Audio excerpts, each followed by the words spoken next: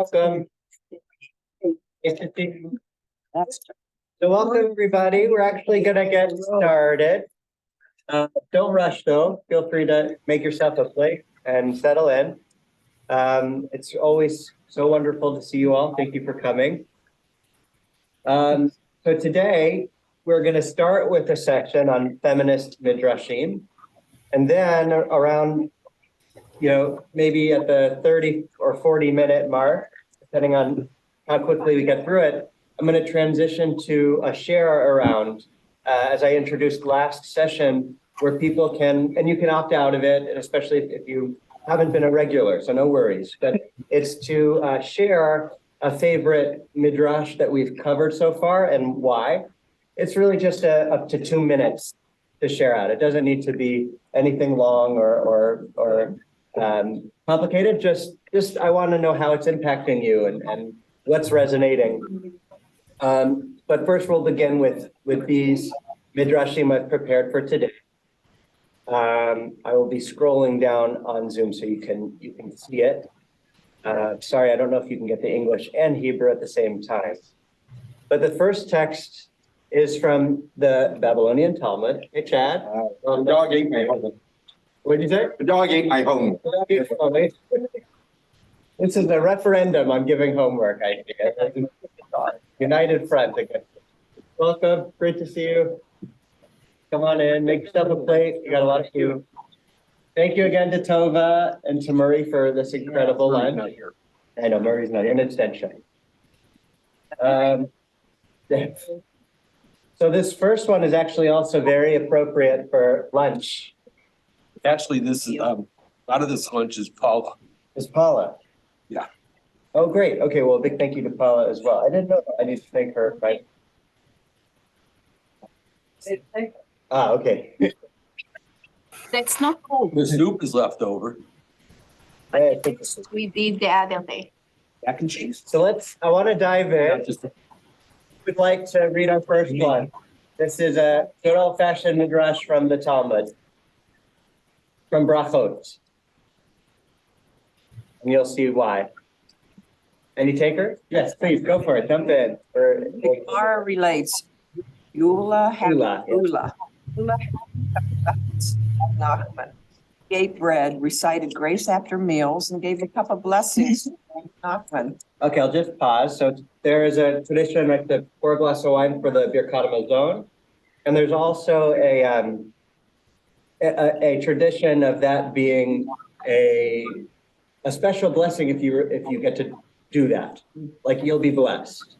For instance, at a wedding, right, there's the couple, you're supposed to mix the cups of wine and then they drink it. And it's sort of like a fruitfulness blessing. Like, may you be fruitful, right? In our nighttime Shema, bedtime Shema, there's may your wife be like a fruitful vine around your table. So I think there's a certain connection between drinking this cup of wine or making the blessing over it and like blessing of fertility. Again, the fruit thing. Okay, keep going. Rav Nachman said to him, Master, please send the cup of blessings to Yalta, my wife.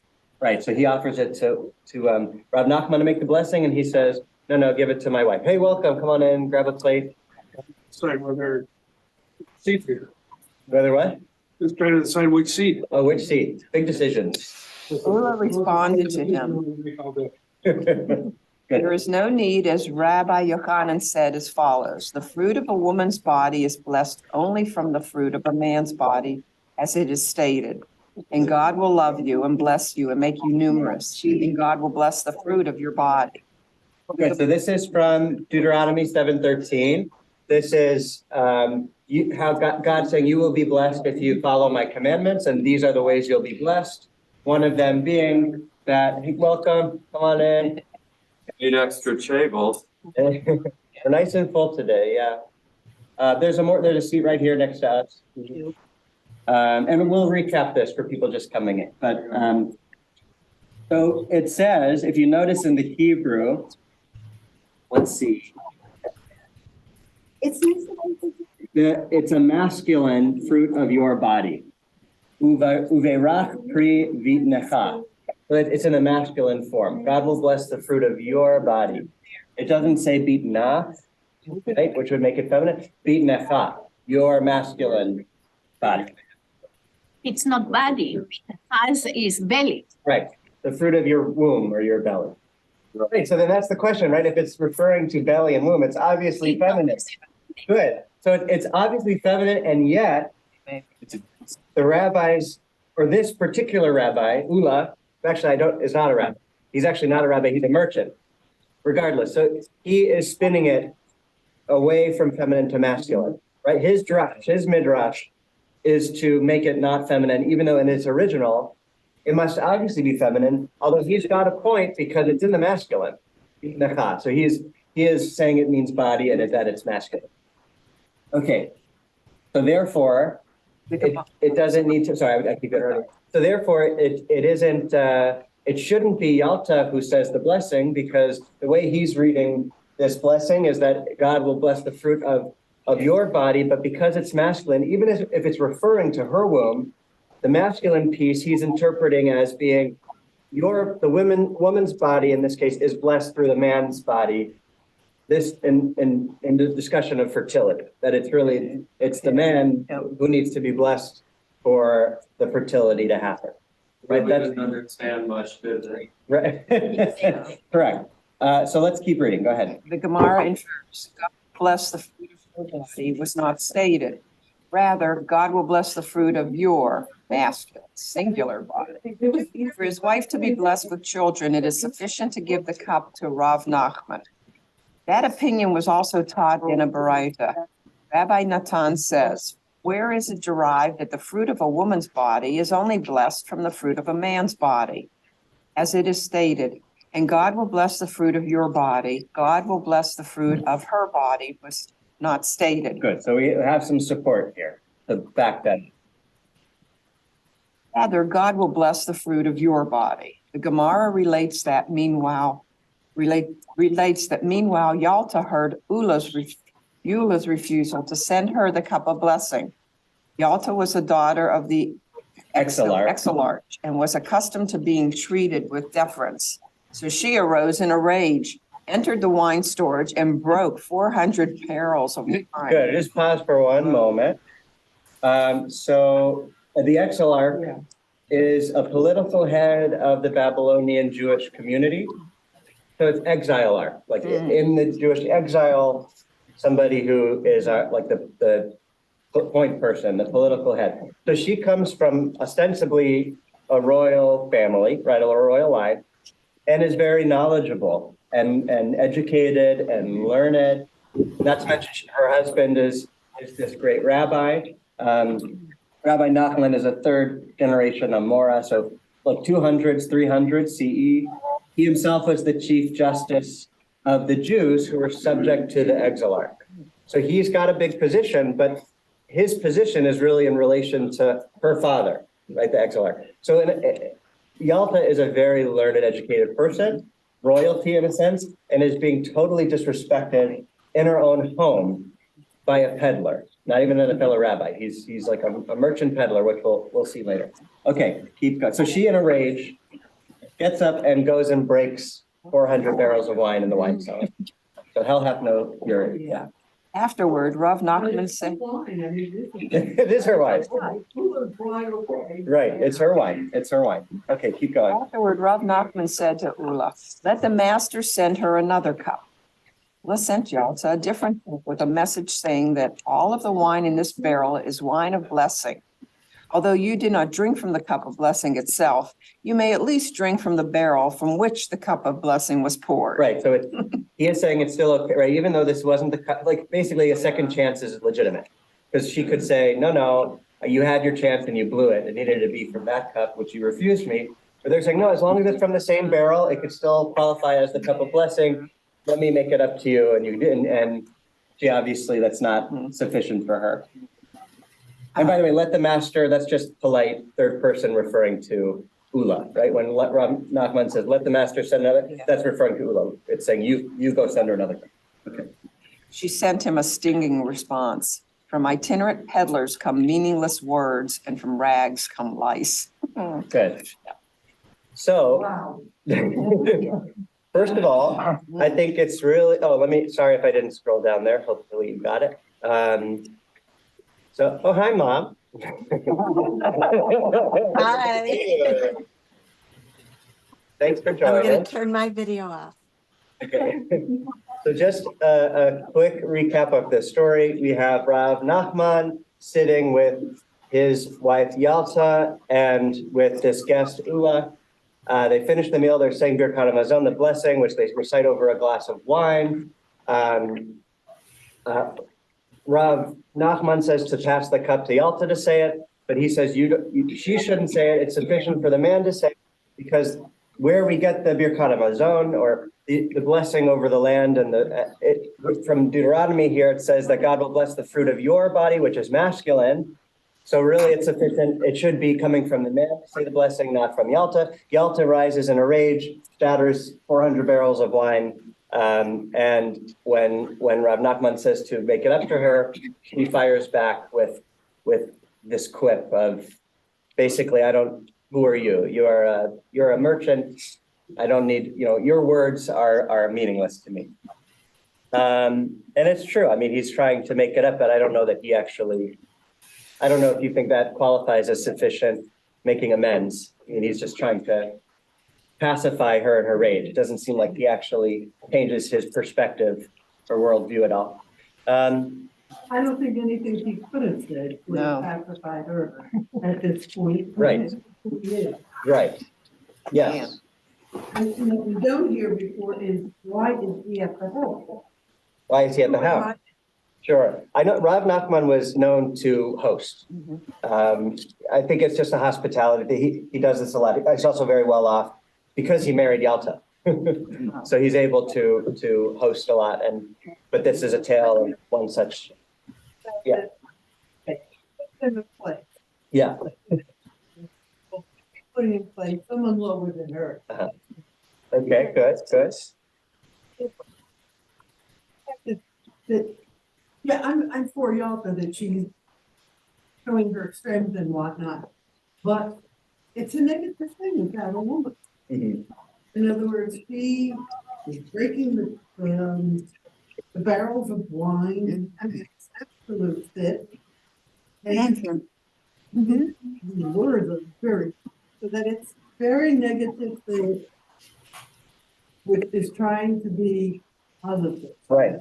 The men didn't get it. Right. Good. So let's put Yalta on trial for a second. Let's make a case for and against. For, she is very high class, well educated.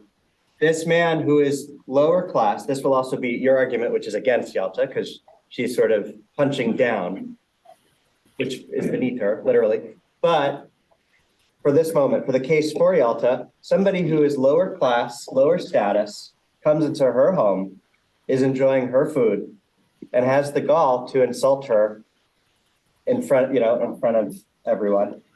So on one hand, you could say her reaction is justified, if not over the top, and but we understand where she's coming from. Or you could say, no, you know what, this is beneath her. She should have controlled her emotions, her rage.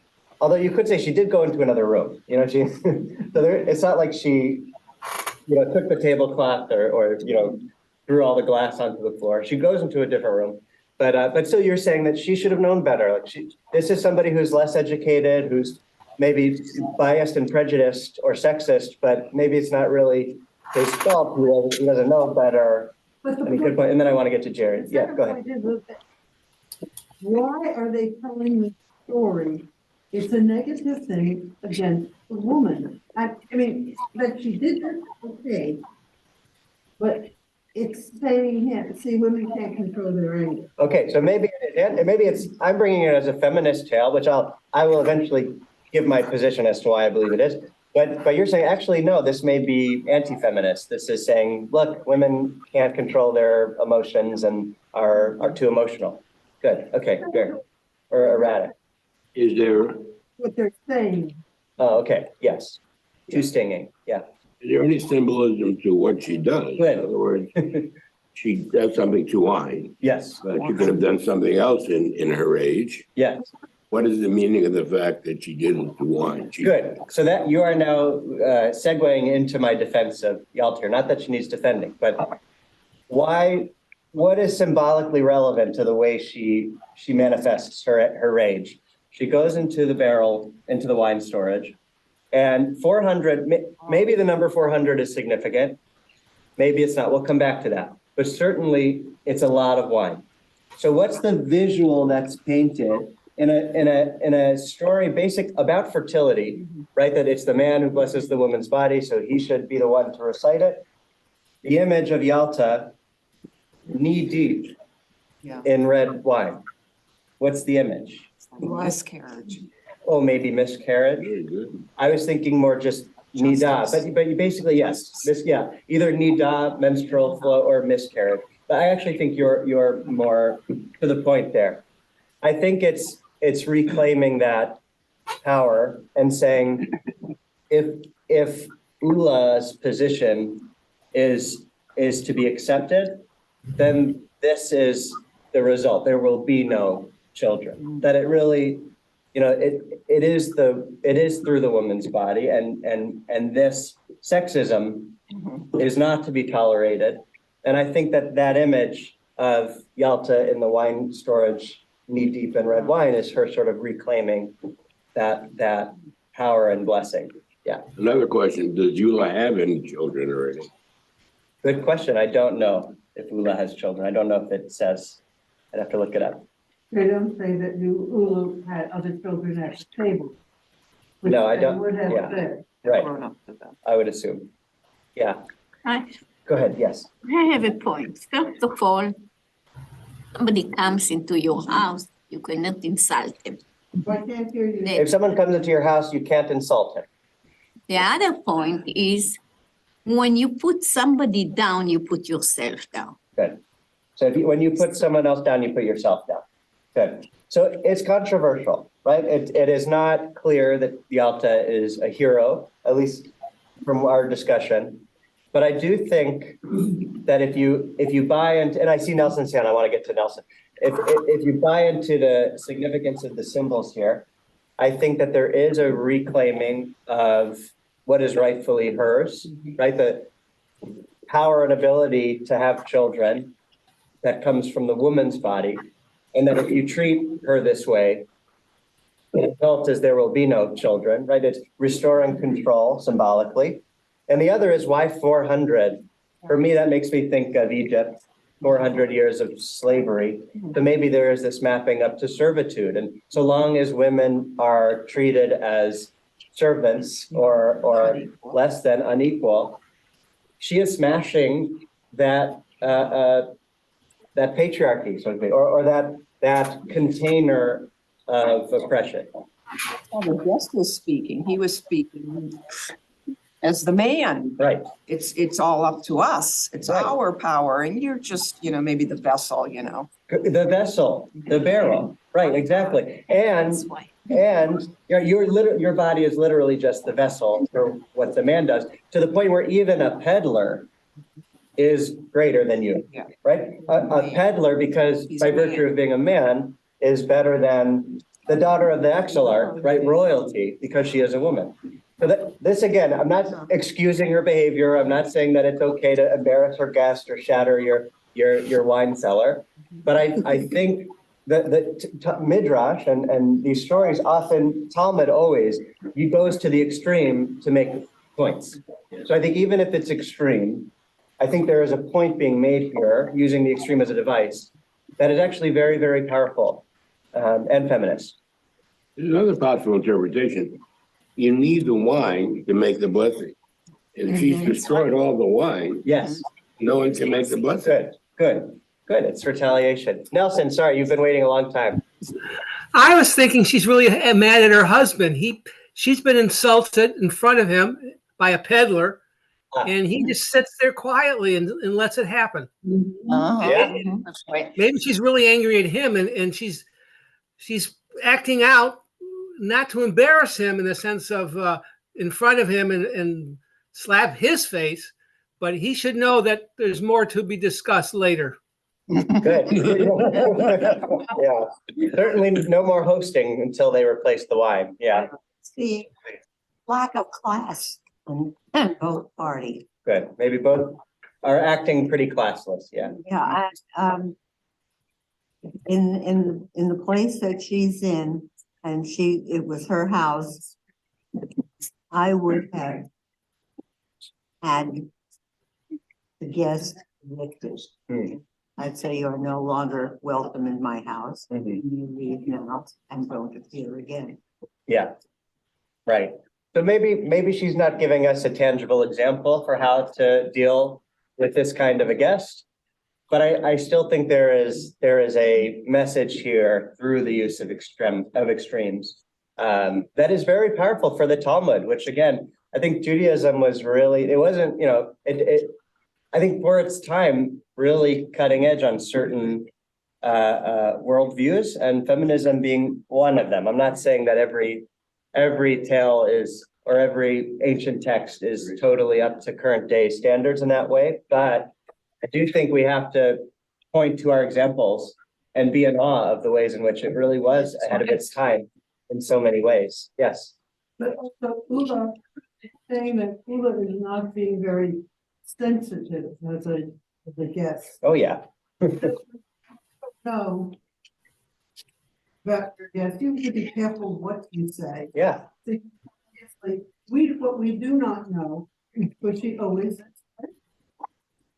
or was she having a miscarriage or something where she was, sometimes you hit somebody at the wrong way, you hit a sore point. Yes. Having PMS. Yeah. So, yeah, go ahead. I'll just do a little, Okay. Okay.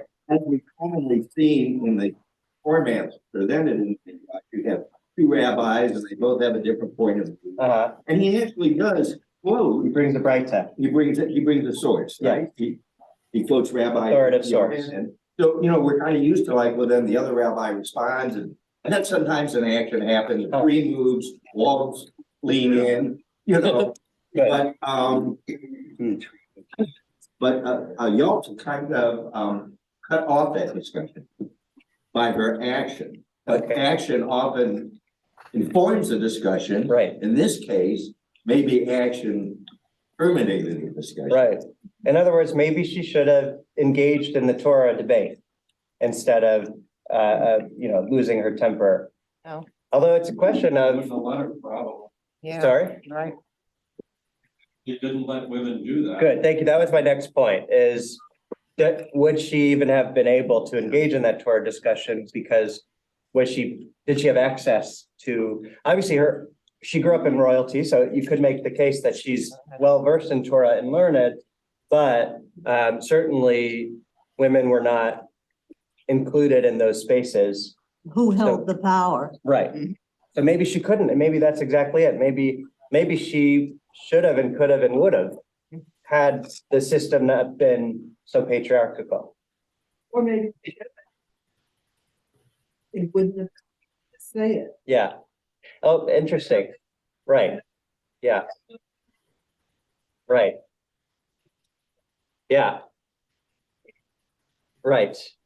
Well, I just want to say real quick, going off of what Chad said, is a larger question of when do you work within a system to change it? And when do you have to change the system itself?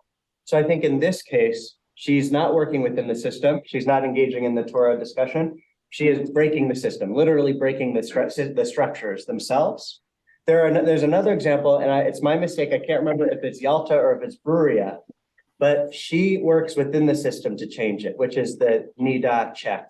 There's a story, it's either Bruria or Yalta, where the rabbis check a cloth to see if the blood is a certain color. That would mean you're still in Nida, which is the period of separation from intimacy, or not. If it's a certain color, it's okay. And it's either Yalta or Bruria that works within that system to get her way, which is basically she quotes another rabbi who said that this is actually okay and I'm not in Nida. And she was able to move that rabbi to rule in her favor. Maybe it's Bruria. Yeah. It sounds like it would be someone. Yeah. Good. So there are times and there are examples in our Talmud of women working within the existing structure to subvert it. But this, I think, is a story of somebody who felt she could no longer work within the system, but had to smash it. Yeah, Hamida says she understands her. I want to move on to our next text. This is a contemporary Midrash. I taught it one time in my interview weekend. So if you recognize it, I apologize. Yeah, I just wanted to make sure, so I printed it out without the attribution, but it's from Tamar Biala. She is a contemporary author in Jerusalem.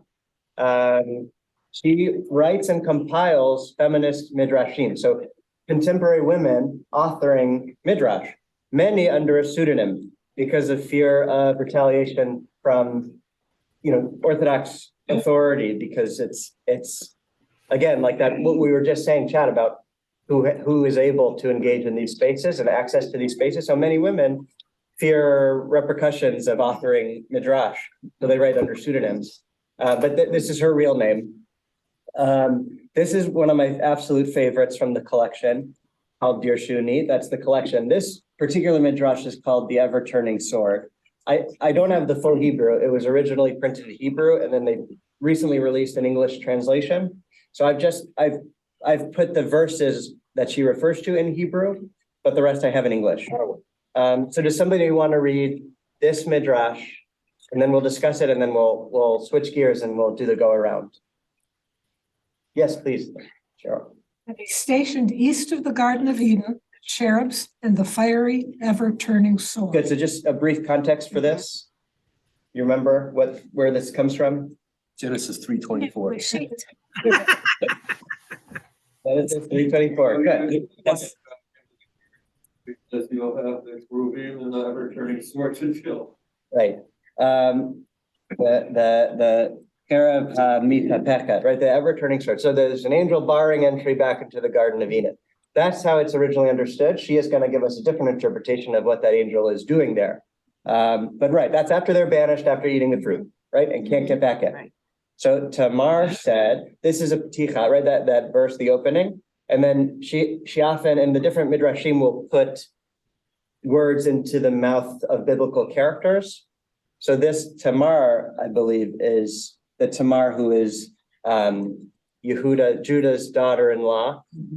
The story of Aaron Onan, right? She was married to Judah's son, and then he died, and she was promised that, there was Yibum. There was supposed to be that Er would fill his brother's place after his death to build a family through his sister-in-law in his deceased brother's name, but he fails to do that duty and dies. And then Tamar is promised Judah's other son once he grows up, but then he comes of age, and Judah never puts them together. So Tamar has been waiting, trying to do her duty to build up the family, and ultimately seduces Judah himself in order to keep the family in his husband's name. But she was in disguise, so Judah didn't know. And when Judah finds out that Tamar is pregnant through someone else, through harlotry, it was actually him who did it, but he says, well, whoever did that, burn her for committing harlotry. He says that about Tamar. And then Tamar presents Judah's own staff and cloak and says, I am pregnant by whom these belong. And Judah goes, okay, don't burn her. Right. Judah's wife says that. Right. So that has nothing to do with the Midrash itself, which is all about Genesis. Well, that story is in Genesis, but all about the first chapters of the creation story. But maybe it is significant that she's putting it in that character's mouth, in Tamar's mouth, which, again, an example of dangerous patriarchy of Judah saying, burn the woman who committed harlotry, when really it was his own fault. And he would have destroyed the line of David there, because through Tamar and that's the line of Judah, which gives us David and the Messiah. So he would have destroyed all that by killing Tamar. He thought she was a prostitute. Yeah, he thought she was a prostitute. Yeah, sure.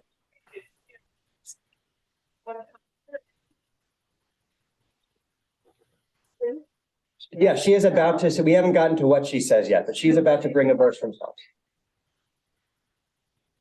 So the italics are scripture. That's going to be verses from Torah, in this case from Psalms. Yeah. So, okay, so we have the opening verse, which is about the angel barring entry. And then now we have the beginning of our Midrash, which starts with Tamar said, and then keep reading, Cheryl, sorry. Nearly limping on my side, and my pain is with me always. Good, that's from Psalms, a verse from Psalms. The Holy Blessed One planted Adam in the Garden of Eden and said, let the one created in my image come and do all that I did, work it as it is said of me.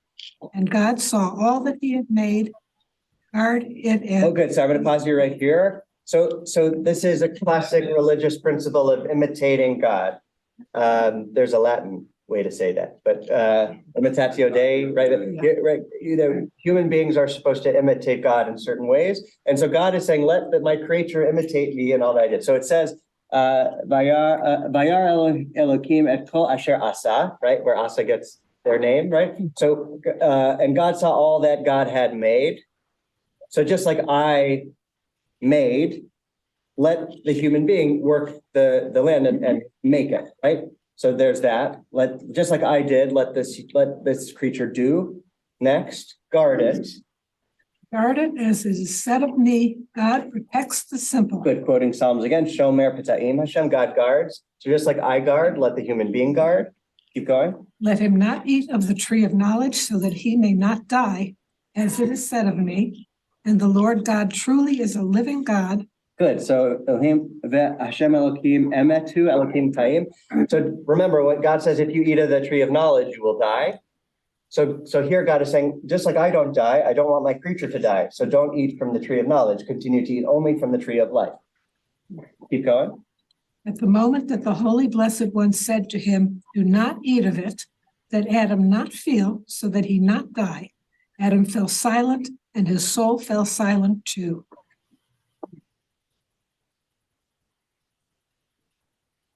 Okay, good. Let's see. I was just adjusting this.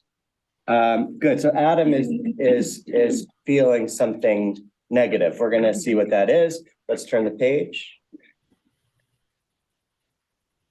Something's wrong. Keep going. The Holy Blessed One said, it is not good for Adam to be alone. I will make a helping match for him. God fashioned from the ground all the beasts of the field and all the birds of the sky, and said, let the one created in my image come and do all that I did, and give them names, as it is said of me. And he declared their name Adam on the day they were created. Good. So Adam is lonely, and God says, well, let them imitate me another way, just like I gave names to my creature Adam, let Adam give names to all the creatures. Right? There's this connection between God and the creature, right? Imitation, but also maybe Adam will feel less lonely if it has animals and can name them the way I named them. Nelson, yeah? I have a question, but it's really not directly on, it's on this passage, but not on the subject. Okay. The beasts of the field, are these the wild animals, domesticated animals, or all the animals? Let me see. Where's the Hebrew? There's no Hebrew. No, I don't have the Hebrew for it. Behema usually refers to wild creatures. You mean beasts? Yeah. So yeah, I think it's just all of the animals, because we're talking about the day of creation where God created the animals. But I think it would be all of them. One of the stories, there's a separate creation for what we call domesticated animals from the animals, the wild animals. Yeah, it's a good question. We can pull a Bible, the Chumash, and see. Well, is your question about if in the Midrash or in the actual verse from Torah? Well, in the actual verse, but it matters, I think. Okay. Let's see. You said there's a Chumash right here. There's a whole mess of them.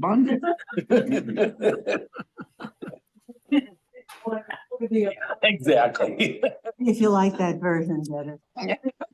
Let's see. Just saying that all were behemoth to start with. They were wild and Yeah, then they became domesticated. right. They theoretically, none of them are domesticated yet, but you're saying there are a class of domesticated animals, like animals that go on to become domesticated versus, Well, by the Animals time- that by the never time do. we get to know them, there's a separation. yeah.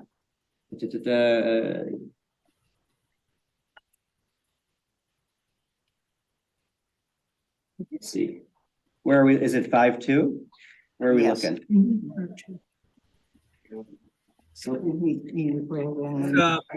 Genesis 2:18. I think it would be before. that. 2:18. 2:18, yeah. 2:18, yeah. This one is for Adam. Yeah. So it's Vayitzer Hashem Elokim min ha'adama kol chayat hasadeh ve'et kol of hashamayim ve'yaveh el ha'adam lir'ot ma yikra lo v'kol asher yikra lo ha'adam nefesh chaya hu shmo. It's just using the language of chaya and chayot, which would be like, I think Life. that would just be, That time they weren't domesticated. right. It's not Behema either, though. It's not Behema. It's so- life. But then again, you get behema, because then it says in 20, Vayikra Adam Shemot L'chol Behema Aha. V'lo Hashamayim. So I would think the first one, when Chaya, I would think that's referring to domesticated, and Behemot, I would think would be wild. But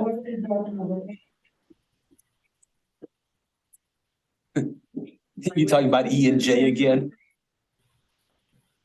yeah, I haven't heard that, but it's a good guess. But Doesn't matter. Nelson, I want to know what your point is with it, though. So Eve is made from what we would call the domesticated animals. Well, Eve is taken from Adam, not from the Call animals. her a domesticated animal. Right. She It's from became very domestic. God takes Adam's ribs, not one of the animals. One side is the same. Correct. The sides are separated. Right, which is the first creation story. That they're created simultaneously, almost like side by side, which she's using that for a reason. So it's great that you picked that up, because the first psalm that was quoted was, "I'm nearly limping on my side."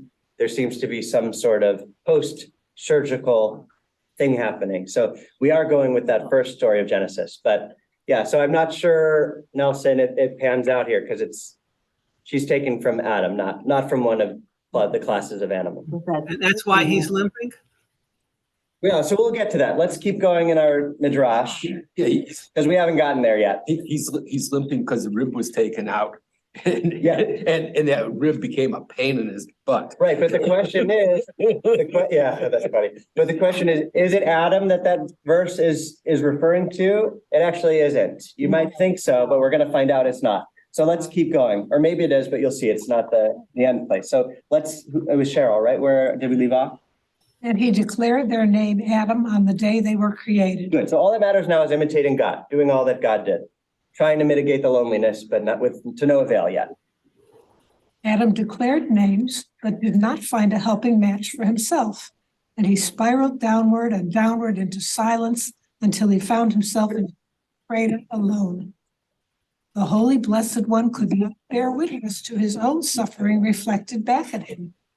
The Holy Blessed One brought sleep down upon Adam. Good, I just want to pause for 1 second, because in all this imitating of God, right, God wants the creature to imitate.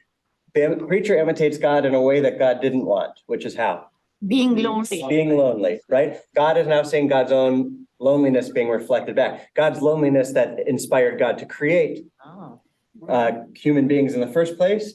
Now that creature is really doing too good a job of imitating God and is alone, and God can't bear to see God's loneliness reflected back at God. And by the way, Tamar Biala uses the him on purpose in the English translation. So God can't bear to see his own loneliness reflected back. So what is God going to do? Keep reading, Cheryl.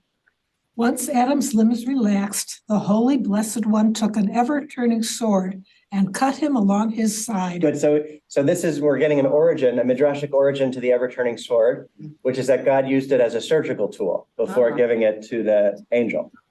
Okay, and split, like David said, we're referring to that first creation story where it's not that God took a rib from Adam to create Eve, but that they were created simultaneously as like one one creature with both aspects that were then separated and surgically separated with the ever-turning sword. I'll add that if I or all every direction, this seems more like a circular saw, one direction. Interesting. Okay, cool. I like that. Okay, keep going. He brought the female side to the male side and stood from afar to see what would become of them. And God was left alone. And the male side turned to the female side and said in relief and wonder, "This one is it, bone of my bones and flesh of my flesh. This one will be called women." And they became one flesh. And he wailed and beat his heart. This is God now. "For I am nearly limping on my side, and my pain is with me always." So it's not Adam like we were led to believe. It's actually God saying, "I'm nearly limping on my side, and my pain is with me always." I'll keep going. "How can I, alone and by myself, meet my other side?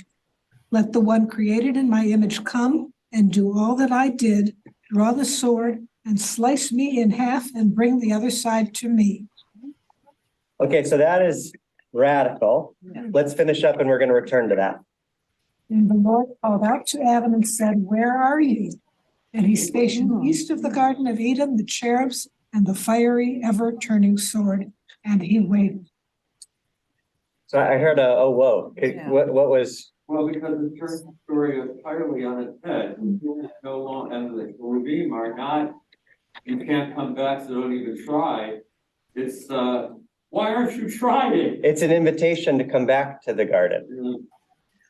Right? That now there is one more crucial way that the human being has not yet imitated God, which is that God separates the human into male and female aspects, but God, who is only the male aspect, that's why it was translated as he, is waiting for the human being to come back and imitate God, taking the ever-turning sword and slicing God in half, which seems violent, but it's actually an act of love to get to know God more fully, so God can get to know his female part. What doesn't make sense is why would God put an obstruction to Adam's doing what God wants?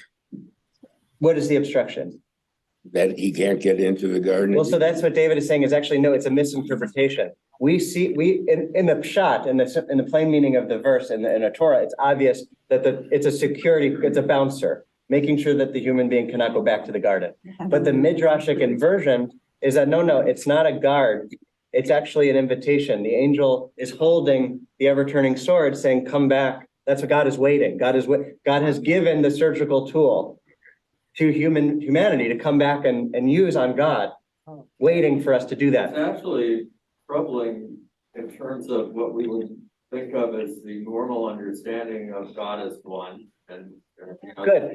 It's twice a day. Good. It's radical for so, yeah. Exactly. You can also add to it the interesting reality of historical and archaeological discovery, which is that when the prophets were railing against Israel, one of the things that turns out they may have been railing against was this notion of God and a female consort, whatever that means. Yeah. That Right. existed at least the first couple times. Right. So I'm going to get to Sheila in just a moment. So you can object to this and say, whoa, first of all, what is all this about taking a sword to God? That sounds violent and sacrilegious. Number two, it sounds polytheistic because now you're talking about a God who has multiple components or a female consort kind of thing. So I would defend the intention of the Midrash here and say that well, first of all, Kabbalistically speaking, right, there already is this, right, the Sfirot and the Shekhinah, God's feminine. It's not a separate deity or entity. It is An aspect of God that needs to be reunited through mitzvot and through, right? It's all Hashem Yichud, right? That is a midrash. It's a Kabbalistic, which you can also accuse Kabbalah of being not so monotheistic, right? So that's fair. That would still hold as a criticism, but I think it's a legitimate Jewish concept to say that it's one God. This is still monotheistic.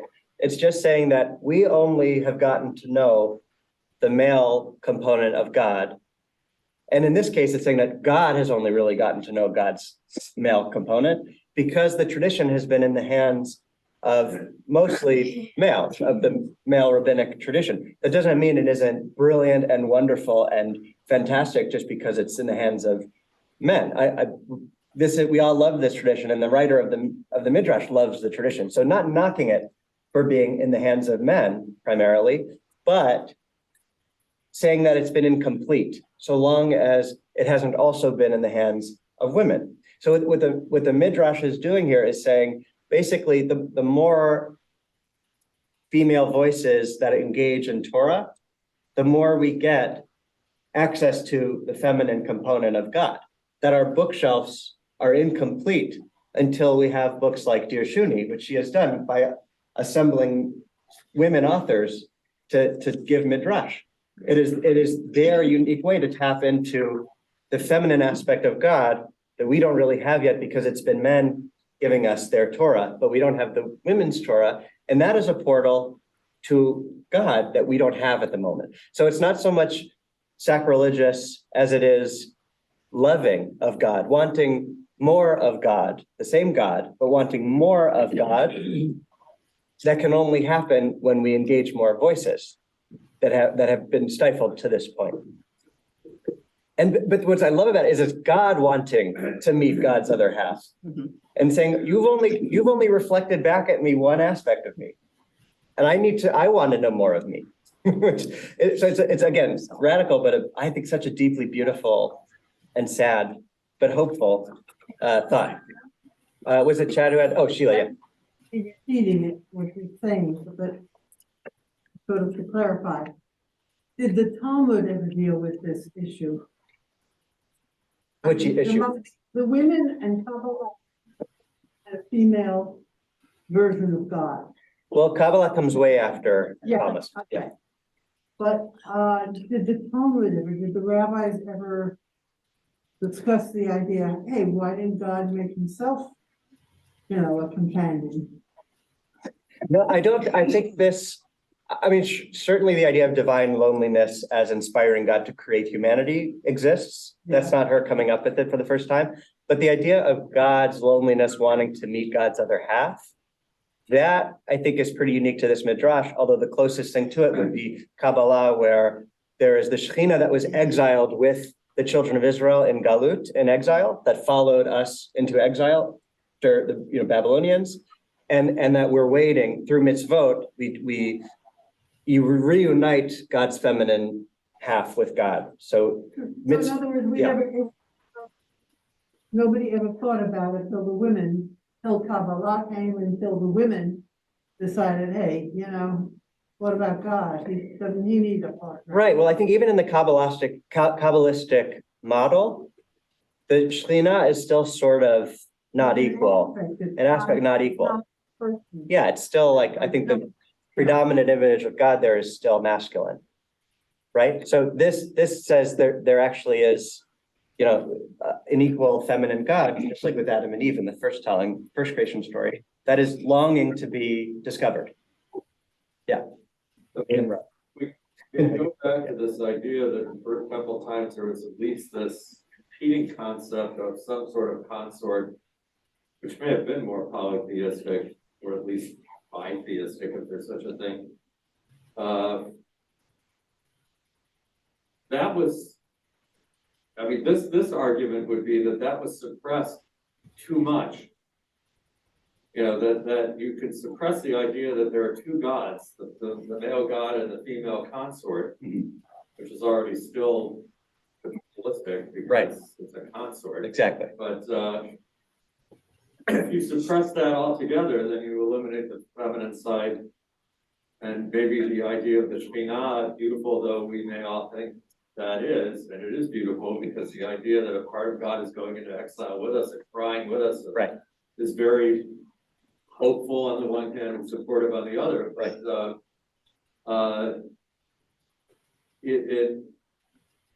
it at least seems to me that it could be argued that the suppression of that whole idea, ironically, made more successful by an initial exile,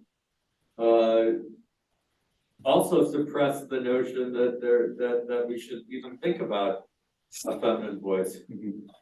Yeah, no, I think there's a lot of beauty in the concept of Shekhinah but I like to complement that concept with this. That it isn't just this, lesser aspect, but an equal half of God that is waiting for us to uncover through the inclusion of more female voices in our tradition. Couple more comments and then we're gonna do the go around. Ron, yeah. Thank you for the reminder. Go ahead. You're in my blind spot is the problem. Is that what it, well, that's why I had it up for some. Yeah. I thought the reason, and maybe Midrash, or maybe I made it up.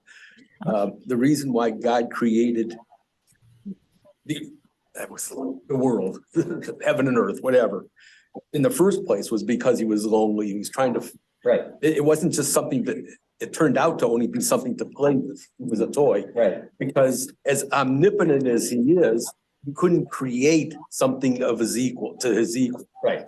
So how would he expect man to be able to create it for him? It's a good sort of rebuttal. If God couldn't even create God's equal, how can man create God's equal? But it's not, I don't think it's a creating. I think it's an uncovering and a discovering of what already exists, right? In this case, God does have a feminine half, but is sort of attached to the side and can't see it until women's voices are heard in the tradition that reveal and uncover more of that aspect of God that already exists. So it's not a matter of creating that, right. but being able to fix it so he could deal with it. Right, right. But that's the imitating God and wielding the ever-living sword. How could he possibly expect us to do it? Well, God does do it. God does do it when God separates Adam and Eve. So God's like, just like I separated you. He does it at that's a lower level than him, though. Yeah, well, it doesn't need to be like a total, just like when we work the garden, we're imitating God who created the world. It's not equal, but it's the act itself is similar. Yeah, it's proportional.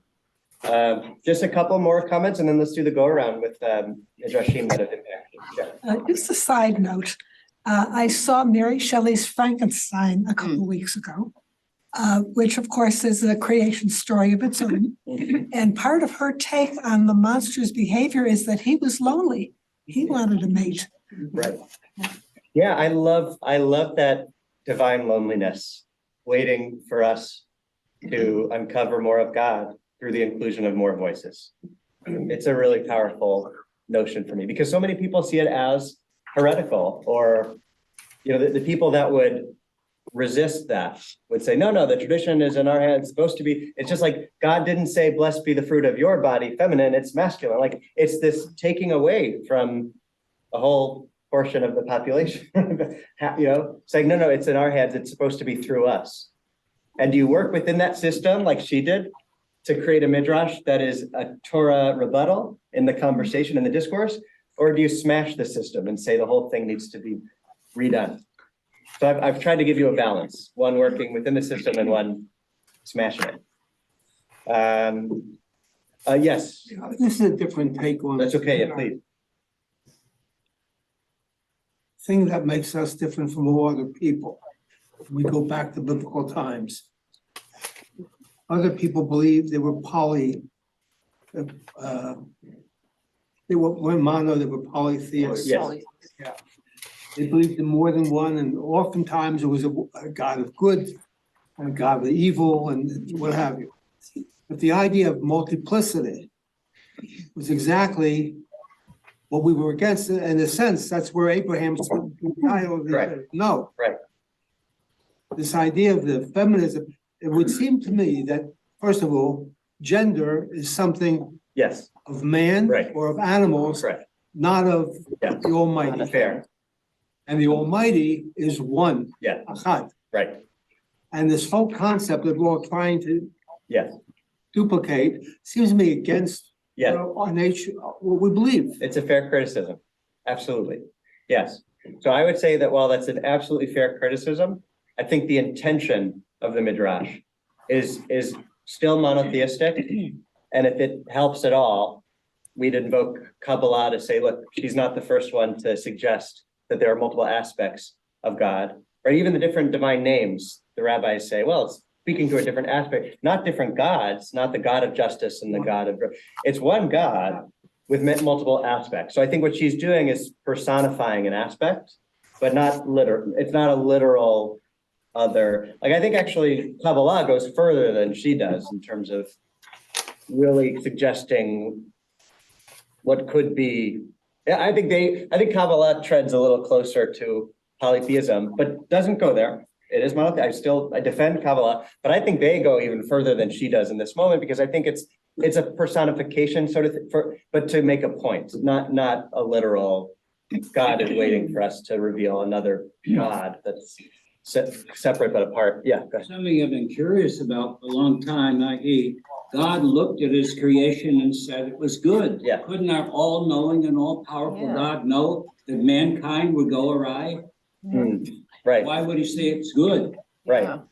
So it's so interesting, you know, Rabbi Kushner's book, When Bad Things Happen to Good People, one of his big theses is that God is not actually all powerful, Oh, no. but that God is all knowing. So actually, this is not a good response to your question, because for a second I was going to say, so maybe God isn't all knowing. But there are points where it says, you know, God repented that God made humanity. That's in the Noah story. So you could say, well, does that mean God didn't know that we were going to go awry and is now regretting? Or is it just saying that God did know that it was going to happen, but gave us a chance and we blew it? How you can interpret it multiple ways. It's a great question. Why would God say it is good? If it's not, so I think my personal answer to that is because it is good. You know, that doesn't mean it's perfect. You know, God created a flawed creation, but it's still good at the end of the day. And that's a good reminder, a helpful reminder when you're just down in the doldrums or our situation in our current world crises, to say, but at the end of the day, we have still been valued by God as good. So we can still tap into that goodness and not lose faith in our ability for that original appraisal. But so, yeah, God doesn't say it's perfect, but God says it's good. Jackie. Yes, Jackie. I've been seeing something that kind of crept into my head, listening to all this discussion of Midrashim. And what we seem not to be aware of, or somehow just crept into my awareness, if that's a word. There are stories that are being told. There are a lot of Jewish storytellers around currently, and most of them are women. Mm-hmm. And they too have the aspects of traditional Midrash. But these are women who have sort of picked up this mantle. I know I got involved with it. One of my dear friends is Penina Schramm, who is a very prominent storyteller. And we did one of her books together, Jewish Stories, One Generation Tells Another. Mm-hmm. And these are stories that apparently have been collected in various places all over the world from Jewish sources. Mm-hmm. And so we are getting Midrash from women's voices. Mm-hmm. Now, the stories are not primarily directed at women, but many of them figure prominently in the stories. So I think it's something we have to examine as part of today's world and to see how they affect how we see Judaism today from a more modern viewpoint. Mm-hmm. Beautiful. Absolutely. Mm-hmm. Yeah. So I want to end there and acknowledge that we didn't get to the share round. Let me ask you. Yes. First, with a show of hands, do we want to do a go around like next class? How many people Okay. did that? How many people did homework? Okay, yeah. Instead, it's the first time I didn't do it. Right. Did do their homework. So is it something that you desire? Then I think we owe it to them to go around. I agree. So, but I don't want to keep people past time. So I'll say No, I mean, next. next time, I thank you for coming prepared for those who have. We'll next time we'll do, and you can include this on the list of options. Next time we really will dedicate first chunk to going around and then move on from there. I would like to ask something that's pertinent. to- Sure, yeah, and then Tybal. Let's go Ron, and then Tybal. I mean, how could God create all the animals and even the plants for that matter, male and female, except for man, and expect it to work?